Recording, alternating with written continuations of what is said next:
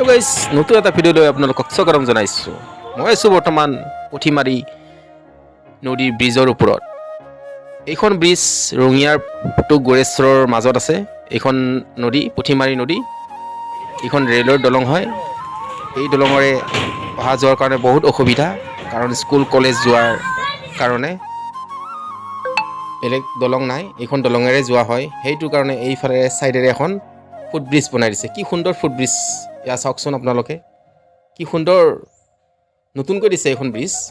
বহুত সুবিধা হৈছে ল'ৰা ছোৱালীৰ স্কুল কলেজ অহা যোৱাৰ কাৰণে, নহ'লে বহুত অসুবিধা হৈছিলে। ইয়াত এক্সিডেণ্ট হৈছিলে বহুত ল'ৰা ছোৱালী, ইয়াত কিছুমানৰ চাইকেল বাইক বিভিন্ন ধৰণৰ এক্সিডেণ্ট হৈ থাকে। সেইটোৰ কাৰণে ইয়াত এখন নতুনকৈ ফুটব্ৰিজ বনাই দিছে।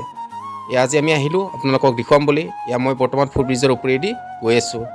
এয়া চাওকচোন কিমান সুন্দৰ, কিমান সুবিধা হৈছে ৰাইজৰ, নহ'লে বহুত বিপদ সংকুল পথেৰে যাত্ৰা কৰিব লগা হৈছিল স্কুল কলেজৰ ল'ৰা ছোৱালী, কাৰণ ছাইডেৰে যিখন দলং বনাই আছে সেইখন দলং ইতিমধ্যে হৈ উঠা নাই, বহু বছৰে আধৰুৱা হৈ ৰৈ আছে। এইখন মই দেখুৱাই দিছোঁ, আপোনালোকে চাওকচোন। এতিয়া অলপ কাম চলি আছে বাৰু,